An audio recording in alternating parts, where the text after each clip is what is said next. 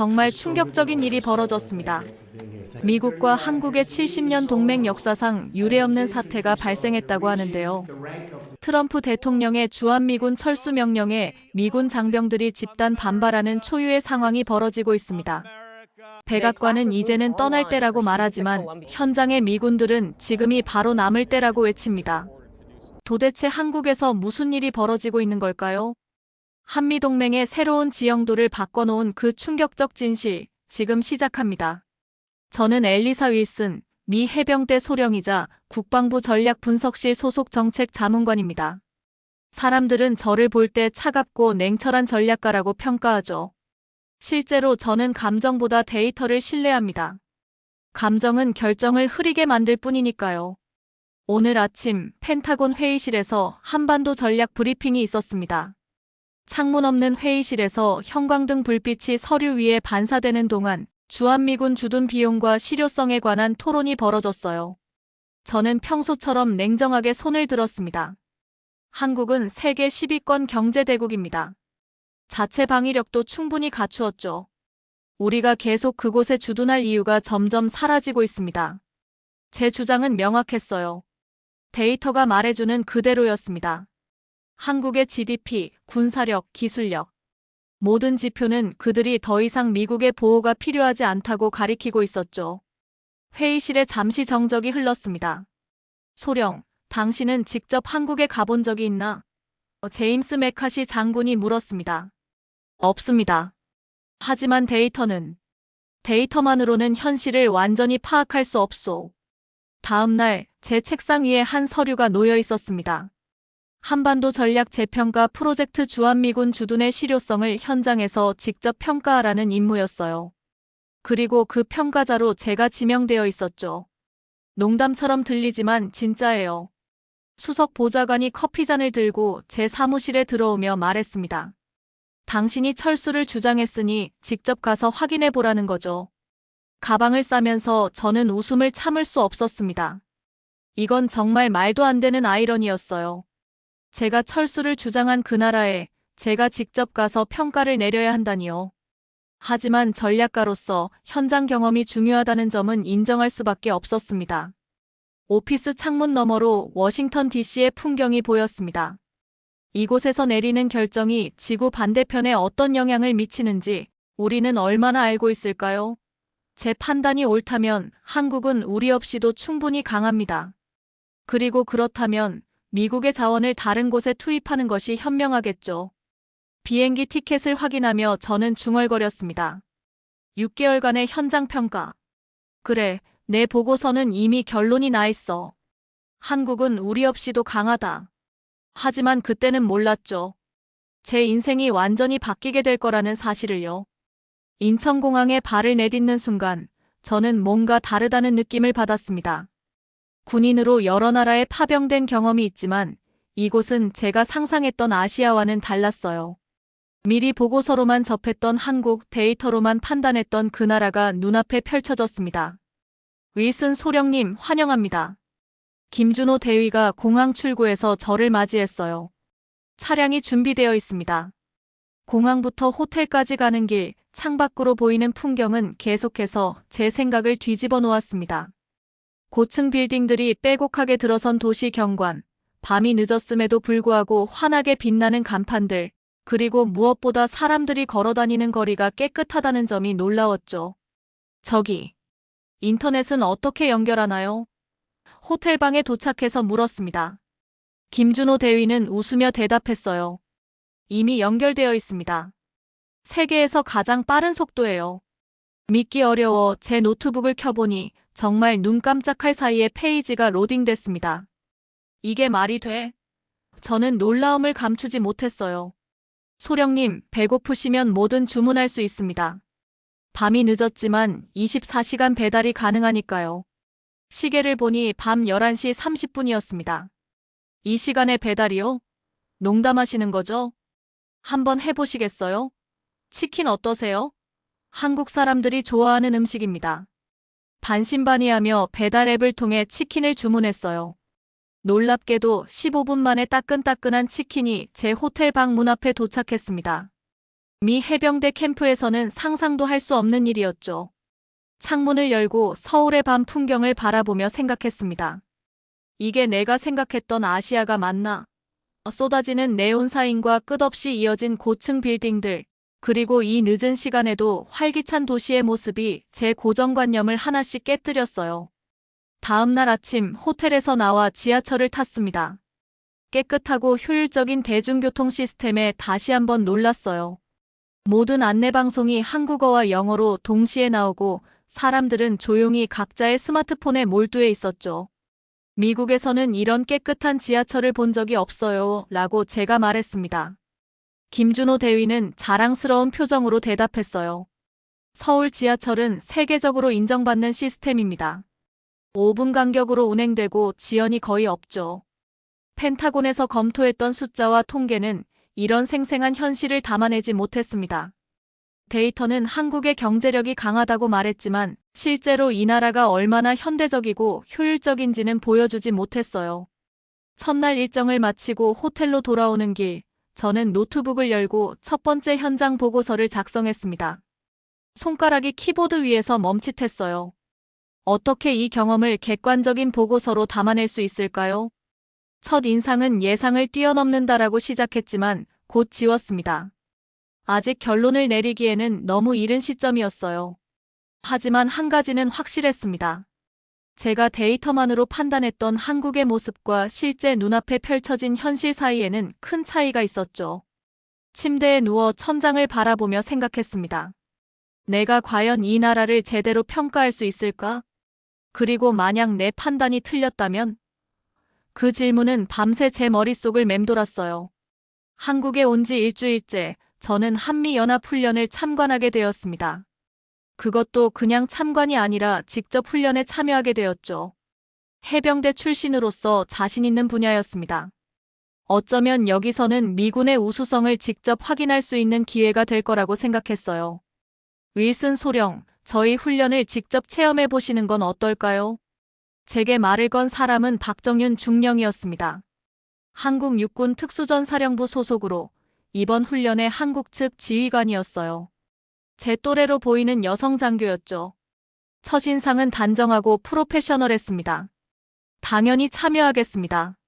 저는 자신감 있게 대답했어요. 훈련은 시뮬레이션 전투부터 시작되었습니다. 가상의 도시 환경에서 적군을 제압하는 시나리오였죠.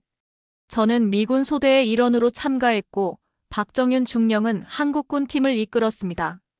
작전 시작합니다. 통제실에서 신호가 떨어졌어요. 우리 팀은 교과서적인 미 해병대 전술을 구사했습니다. 정면 돌파와 화력 우위를 바탕으로 한 작전이었죠. 저는 자신 있게 팀을 이끌며 전진했어요. 그러나 불과 15분 만에 우리 팀은 완전히 제압당했습니다. 어떻게 이런 일이? 저는 믿을 수 없었어요. 훈련 후 검토 회의에서 박정윤 중령은 침착하게 설명했습니다. 윌슨 소령의 팀은 전통적인 미군 교리를 충실히 따랐지만 도시 환경에서는 그런 접근법이 약점을 드러내요. 우리는 이 지형에 맞게 수정된 전술을 사용했습니다. 저는 반론을 제기하고 싶었지만 결과는 명백했어요. 시뮬레이션에서 우리는 완패했습니다. 다음 날은 실전 훈련이었습니다. 강원도의 산악 지형에서 진행되는 생존 및 전투 훈련이었죠. 추운 날씨와 험한 지형, 제한된 장비만으로 목표 지점까지 이동하는 미션이었습니다. 이런 환경은 제 전문 분야입니다. 저는 속으로 생각했어요. 중동에서의 경험이 있었기 때문에 자신감이 넘쳤죠. 그러나 현실은 달랐습니다. 한국군은 이 산악 지형에서 물고기처럼 움직였어요. 그들은 최소한의 장비로 최대한의 효율을 뽑아냈고 지형 지물을 완벽하게 활용했습니다. 반면 저는 제 경험이 이런 환경에서는 큰 도움이 되지 않음을 깨달았어요. 괜찮으세요, 소령님? 박정윤 중령이 제게 물통을 건네며 물었습니다. 네. 다만 좀 놀랐을 뿐이에요. 저는 숨을 고르며 대답했죠. 우리는 이 땅에서 싸우는 법을 압니다. 교과서가 아니라 현실로요. 박정윤의 말에는 자부심이 묻어났습니다. 우리에게는 선택지가 없었어요. 생존하기 위해 강해져야 했죠. 그날 저녁 야영지에서 저는 오늘의 훈련을 되돌아보았습니다. 한국군의 능력은 제가 예상했던 것보다 훨씬 뛰어났어요. 그들은 단순히 미국의 전술을 모방하는 것이 아니라 자신들의 환경과 상황에 맞게 발전시켰습니다. 한국군을 과소평가했군요. 저는 박정윤 중령에게 솔직히 인정했어요. 박정윤은 미소를 지었습니다. 많은 사람들이 그래요. 하지만 우리는 그저 우리의 일을 할 뿐입니다. 텐트 안에서 제 노트북을 열고 보고서를 작성하려 했지만 손가락이 키보드 위에서 멈췄습니다. 제가 펜타곤에서 자신있게 주장했던 것들이 이제는 의심스러워지기 시작했어요. 한국의 방위력에 대한 제 평가가 실제보다 낮았던 걸까요? 별이 빛나는 밤하늘 아래 저는 다시 생각하기 시작했습니다. 데이터와 문서로만 판단했던 한국의 실체가 점점 달라 보이기 시작했어요. 그리고 이것은 시작에 불과했습니다. 오늘은 군사훈련이 아닌 한국의 일상을 경험하는 일정이었습니다. 국방부에서 주최한 한국사회 이해 프로그램이라는 이름으로 저를 포함한 미군 관계자들이 한국의 공공서비스와 일반 시민들의 생활상을 직접 체험하는 날이었죠.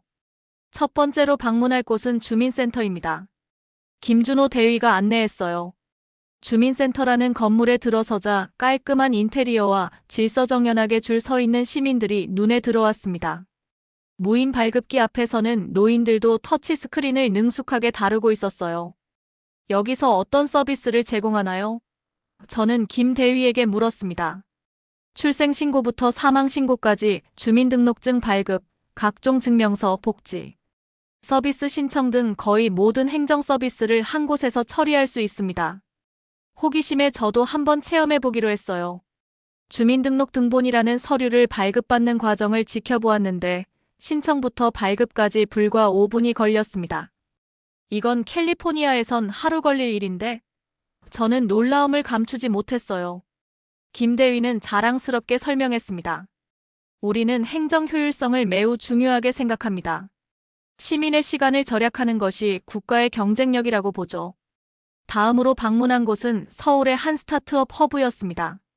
판교라는 곳에 위치한 이 시설은 실리콘밸리를 연상시켰어요. 젊은 개발자들이 열정적으로 일하는 모습, 개방적인 사무 공간, 그리고 끊임없이 오가는 아이디어의 흐름이 느껴졌습니다. 윌슨 소령님, 이분은 김태영 대표입니다. 3년 전 창업해서 지금은 글로벌 시장에 진출한 AI 스타트업을 운영하고 계세요. 30 초반으로 보이는 김태영 대표는 자신의 회사를 열정적으로 소개했습니다. 저희는 의료 AI 솔루션을 개발하고 있어요. 지난달에는 미국 FDA 승인도 받았죠. 창업 환경은 어떤가요? 저는 그에게 물었어요. 빠릅니다. 한국은 의사결정이 신속해요. 정부 지원도 효율적이고 인프라도 좋죠. 무엇보다 인터넷 속도가 빨라서 개발 속도가 올라갑니다. 옆에서 일하고 있던 미국인 개발자가 대화에 끼어들었습니다. 저는 실리콘밸리에서 왔는데 한국의 속도감에 놀랐어요. 미국은 느려요. 여긴 미래처럼 움직여요. 그날 저녁 호텔 방으로 돌아와 창밖의 서울 야경을 바라보며 생각에 잠겼습니다. 내가 철수를 주장한 나라인데 정작 미국보다 앞서 있는 게 이렇게 많다고? 이런 모순적인 상황이 계속해서 제 머릿속을 맴돌았어요. 제 노트북을 열고 오늘의 경험을 기록했습니다. 주민센터의 효율성, 스타트업의 역동성, 그리고 무엇보다 시민들의 기술 활용 능력이 인상적이었어요. 이런 측면들은 제가 펜타곤에서 검토했던 보고서에는 담겨 있지 않았습니다. 문득 스마트폰으로 뉴스를 확인했어요. 워싱턴에서는 여전히 한국에 대한 논의가 진행 중이었습니다. 한국은 스스로 방어할 수 있는 충분한 능력을 갖추었다는 주장이 여전히 강했죠. 그 주장을 했던 사람 중 하나가 바로 저였다는 사실이 이제는 조금 부끄럽게 느껴졌습니다. 창밖으로 보이는 빛나는 도시를 바라보며 저는 자문했어요. 이곳은 단순히 미국의 보호가 필요한 나라가 아니라 우리와 대등한 파트너였던 건 아닐까? 그리고 더 깊은 질문이 제 마음속에 떠올랐습니다. 우리는 왜 이런 나라에서 철수를 고려하고 있는 걸까? 정말 우리의 국익을 위한 결정일까? 아니면 단순히 숫자로만 판단한 근시안적 결정일까? 그날 밤 저는 처음으로 제 임무의 결론이 달라질 수도 있다는 가능성을 진지하게 고려하기 시작했습니다. 오늘은 용산 기지에서 미군 병사들과의 간담회가 예정되어 있었습니다. 제 임무 중 중요한 부분이었죠. 주한미군의 생활과 그들이 느끼는 한국에 대한 인식을 직접 들어볼 기회였습니다. 윌슨 소령님, 이쪽으로 오세요. 김준호 대위가 저를 회의실로 안내했어요. 테이블 주위로 다양한 계급의 미군 장병들이 앉아 있었습니다. 자유롭게 이야기해 주세요. 여러분의 솔직한 경험이 중요합니다. 저는 그들에게 말했어요. 처음 발언한 것은 갓 한국에 도착한 젊은 병사였습니다. 솔직히 처음에는 적응하기 힘들었어요. 언어도 다르고 음식도 다르고 문화 충격이 컸습니다. 그의 말에 여러 초임 병사들이 고개를 끄덕였어요. 그들에게 한국은 여전히 낯선 땅이었죠. 그러나 분위기는 3년 이상 근무한 베테랑들이 말하기 시작하면서 급격히 바뀌었습니다. 저는 처음에는 1년만 버티자는 생각이었어요. 마이클 스미스 상사가 말했습니다. 그런데 지금은 한국인 아내와 결혼해서 3년째 살고 있습니다. 전역 후에도 한국에 정착할 계획이에요. 또 다른 군인이 이어 말했어요. 저희 아이는 여기서 태어났습니다. 한국의 교육 시스템이 미국보다 훨씬 안전하고 체계적이라고 생각해요. 아이 키우기 너무 좋은 나라입니다. 그들의 이야기는 계속되었습니다. 안전한 거리, 편리한 대중교통, 24시간 운영되는 편의점, 세계 최고 수준의 의료 서비스. 그리고 무엇보다 그들이 강조한 것은 한국 사회의 역동성과 미래지향적인 모습이었어요. 윌슨 소령님, 우리는 이걸 코리안 드림이라고 부릅니다. 제임스 윌리엄스 중사가 웃으며 말했어요. 전역 후에 영어 강사를 할 생각이에요. 한국에서는 영어 교육에 대한 수요가 엄청납니다. 코리안 드림이라는 표현이 제 귀에 맴돌았습니다. 미국인들이 더 나은 삶을 위해 한국을 선택한다는 개념이 아이러니하게 느껴졌어요. 아메리칸 드림을 쫓아 미국으로 오는 이민자들의 이야기는 많이 들어봤지만 그 반대 경우는 생각해 본 적이 없었습니다. 한국에 오래 머물수록 이곳의 장점이 더 보입니다. 한 군인이 덧붙였어요. 초반의 문화 충격을 넘어서면 이곳의 효율성과 안전함, 그리고 미래 지향적인 모습에 매료됩니다. 간담회가 끝나고 저는 기지 내 카페에서 혼자 커피를 마시며 생각에 잠겼습니다. 왜 우리 병사들이 여기를 꿈꾸는 곳으로 여기는 걸까? 그들이 말하는 한국의 모습은 제가 워싱턴에서 접했던 보고서와는 사뭇 달랐어요. 저녁이 되자 김준호 대위가 제게 제안했습니다. 오늘은 일반 한국인들이 가는 식당에서 저녁 식사를 해보는 건 어떨까요? 진짜 한국을 경험하려면 현지인처럼 생활해봐야 합니다. 우리는 작은 골목길에 있는 식당으로 향했습니다. 테이블마다 사람들이 가득 차 있었고 웃음소리와 대화 소리로 시끌벅적했어요. 메뉴판은 한글로만 되어 있었지만 김 대위가 저를 위해 번역해 주었습니다. 이런 곳이 한국의 진짜 모습입니다. 김 대위는 말했어요. 사람들이 모여 음식을 나누고 이야기를 나누는 곳이죠. 식사를 하면서 저는 주변을 둘러보았습니다. 젊은 직장인들, 학생들, 가족들. 그들의 얼굴에서 활기와 에너지가 느껴졌어요. 그리고 문득 오늘 간담회에서 들었던 코리안 드림이라는 단어가 다시 떠올랐습니다. 호텔로 돌아오는 길, 저는 생각했어요. 이곳에서 미국인들이 꿈을 찾는다면 우리가 이 나라에서 철수하는 것이 정말 현명한 결정일까? 그리고 더 중요한 질문은 미국과 한국의 관계는 단순한 보호자와 피보호자의 관계가 아닌 서로에게 이로운 동반자적 관계가 아닐까 하는 점이었습니다. 한국 체류 4개월 차, 저는 워싱턴으로 중간 보고를 위해 귀국했습니다. 펜타곤에 익숙한 회의실에 들어서자 묘한 감정이 밀려왔어요. 같은 공간인데 제가 달라져 있었습니다. 테이블 주위로 국방부 고위 관계자들이 모여 있었습니다. 제 보고서를 이미 읽어본 그들의 표정은 복잡해 보였어요. 예상했던 반응이었죠. 윌슨 소령, 당신의 결론은 상당히 놀랍군요. 메카시 장군이 입을 열었습니다. 한국에 가기 전 당신은 철수를 강력히 주장했었는데 이제는 정반대의 입장이군요. 저는 깊게 숨을 들이마셨습니다. 네, 제 의견이 바뀌었습니다. 데이터만으로는 볼 수 없었던 현실이 있었어요. 슬라이드를 넘기며 저는 한국에서 보낸 4개월간의 경험을 설명했습니다. 한국군의 전투 능력, 대민 서비스의 효율성, 기술 혁신의 속도, 그리고 무엇보다 미국과 한국의 관계가 일방적인 보호가 아닌 상호 이익의 파트너십이라는 점을 강조했어요.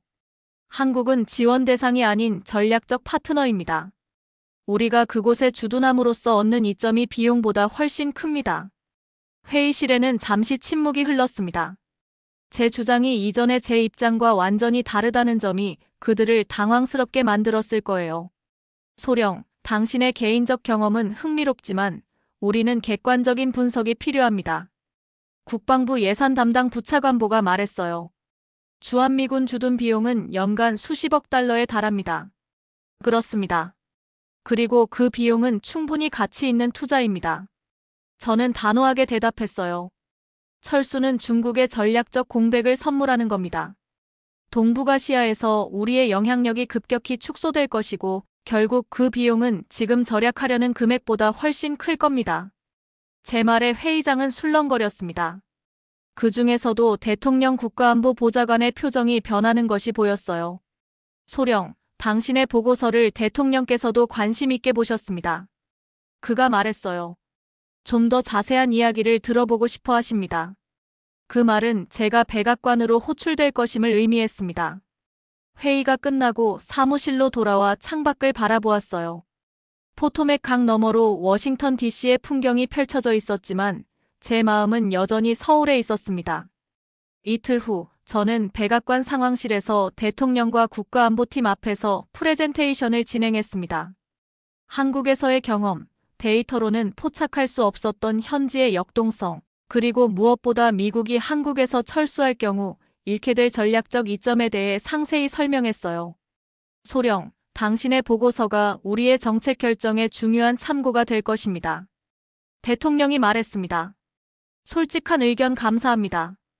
호텔로 돌아와 짐을 싸며 생각했습니다. 과연 내 보고서가 무엇을 바꿀 수 있을까? 그때 전화가 울렸습니다. 국방부 장관실에서 온 전화였어요. 윌슨 소령, 철수 논의가 무기한 연기되었음을 알려드립니다. 대통령께서 직접 결정하셨습니다. 전화를 끊고 노트북을 열었습니다. 한국에서 온 이메일이 하나 있었어요. 발신자는 박정윤 중령이었습니다. 윌슨 소령님, 돌아오시면 드릴 중요한 제안이 있습니다. 한국으로 돌아온 저는 이제 남은 임무를 마무리해야 했습니다. 백악관에서의 보고 이후 제 역할은 미군 주둔의 효율성을 높이기 위한 구체적인 방안을 제시하는 것으로 바뀌었어요. 철수가 아닌 발전적 주둔, 그것이 새로운 목표였습니다. 윌슨 소령, 돌아오신 것을 환영합니다. 김준호 대위가 인천공항에서 저를 맞이했어요. 박정윤 중령님께서 내일 오전에 만나자는 연락을 받으셨을 겁니다. 호텔방에 도착해 짐을 풀면서 저는 박정윤 중령의 이메일을 다시 읽어보았습니다. 중요한 제안이라는 표현이 계속 마음에 걸렸어요. 과연 어떤 제안일까 궁금했죠. 다음 날 아침, 저는 용산기지 내 한미연합사령부 건물로 향했습니다. 회의실에 들어서자 박정윤 중령 외에도 몇 명의 고위 장교들이 자리하고 있었어요. 윌슨 소령, 앉으세요. 연합사부 사령관인 존슨 장군이 말했습니다. 오늘 이 자리는 당신의 미래에 관한 논의를 위해 마련되었습니다. 저는 긴장된 표정으로 자리에 앉았어요. 박정윤 중령이 미소를 지으며 입을 열었습니다. 윌슨 소령님, 연합사에서 당신을 차기 부사령관 보좌역으로 초빙하고 싶습니다. 순간 저는 숨이 멈추는 듯 했어요.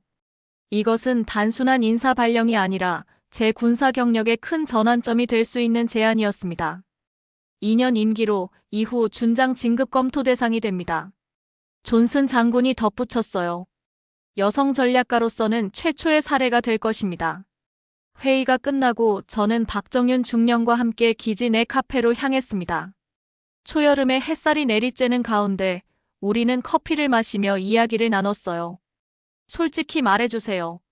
제가 이 제안을 받아들여야 할까요? 저는 박정윤에게 물었습니다. 박정윤은 잠시 생각하더니 대답했어요. 윌슨 소령님, 당신은 이미 한국과 미국의 관계를 새롭게 보기 시작했습니다. 이 제안은 그 통찰력을 실제 정책으로 발전시킬 기회예요. 그날 저녁 한강변을 걸으며 저는 깊은 고민에 빠졌습니다. 군 경력의 마지막을 한국에서 마무리한다면 그건 실패일까 성공일까? 다음 날 아침 저는 존슨 장군의 사무실을 찾아갔습니다. 제안을 수락하겠습니다. 제 목소리에는 확신이 담겨 있었어요. 사무실을 나오는 길, 창밖으로 보이는 서울 도심의 풍경이 새롭게 다가왔습니다. 이제 이곳은 단순한 임무 수행지가 아니라 제 새로운 삶의 터전이 될 곳이었어요. 연합사부 사령관 보좌역으로 임명된 지 6개월이 지났습니다. 그동안 저는 미군과 한국군 사이의 가교 역할을 하며 바쁜 나날을 보냈어요. 가장 먼저 착수한 일은 브릿지 프로그램이었습니다. 미군들이 한국 문화에 더 쉽게 적응할 수 있도록 돕는 프로젝트였죠. 우리는 단순히 이 땅에 주둔하는 것이 아니라 함께 살아가는 법을 배워야 합니다. 저는 첫 회의에서 이렇게 말했어요. 브릿지 프로그램은 다양한 요소로 구성되었습니다. 한국어 교육, 문화체험, 지역 주민과의 교류 행사, 그리고 무엇보다 미군 가족들이 한국 생활에 잘 적응할 수 있도록 지원하는 네트워크 구축이었습니다. 윌슨 소령, 당신의 아이디어가 실제로 변화를 만들어내고 있어요. 박정윤 중령이 어느 날 제게 말했습니다. 초임 병사들의 적응 기간이 평균 2개월에서 3주로 줄었습니다. 저는 언제나 데이터를 중시했기에 이런 결과는 큰 보람이었어요. 하지만 숫자보다 더 가치 있는 것은 미군 병사들의 얼굴에서 보이는 변화였습니다. 이제 그들은 한국을 단순한 임무 수행지가 아닌 새로운 경험과 기회의 장소로 여기기 시작했죠. 시간이 흐르면서 저는 한국 생활에 점점 더 깊이 적응해 갔습니다.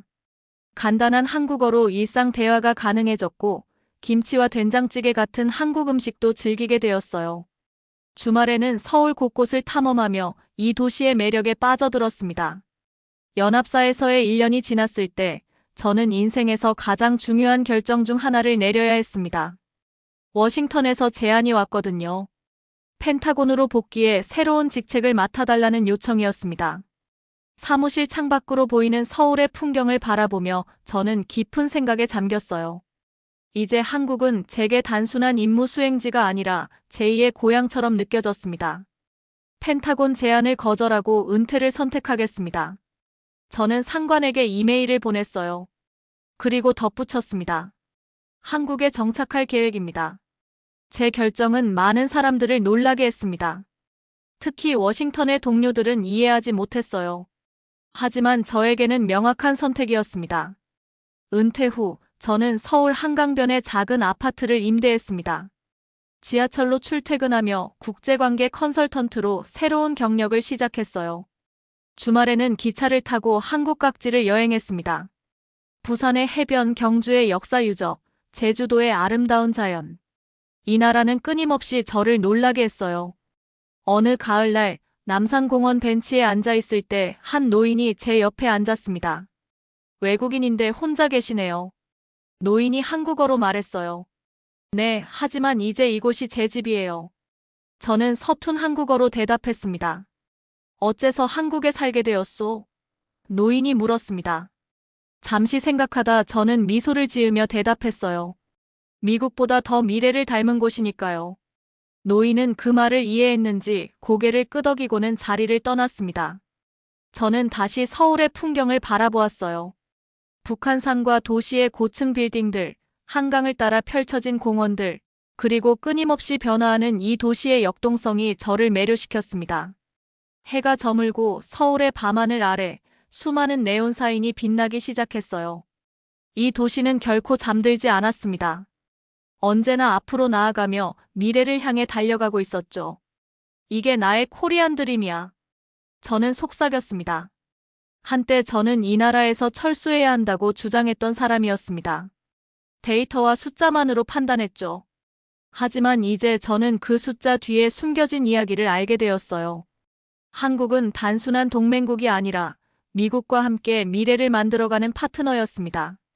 그리고 저는 이 파트너십의 작은 증인이자 참여자로서 두 나라 사이의 다리가 되어 새로운 삶을 살고 있었습니다. 펜타곤의 회의실에서 시작된 여정이 서울의 작은 아파트에서 새로운 모습으로 계속되고 있었어요. 별이 빛나는 서울의 밤하늘 아래 저는 제 선택에 후회가 없다는 것을 다시 한번 확인했습니다. 이곳에서 저는 단순한 군인이 아닌 두 세계를 연결하는 다리가 되었으니까요. 오늘 사연은 여기까지입니다. 여러분들의 구독과 좋아요는 영상 제작에 큰 힘이 됩니다. 긴 영상 시청해주셔서 감사합니다.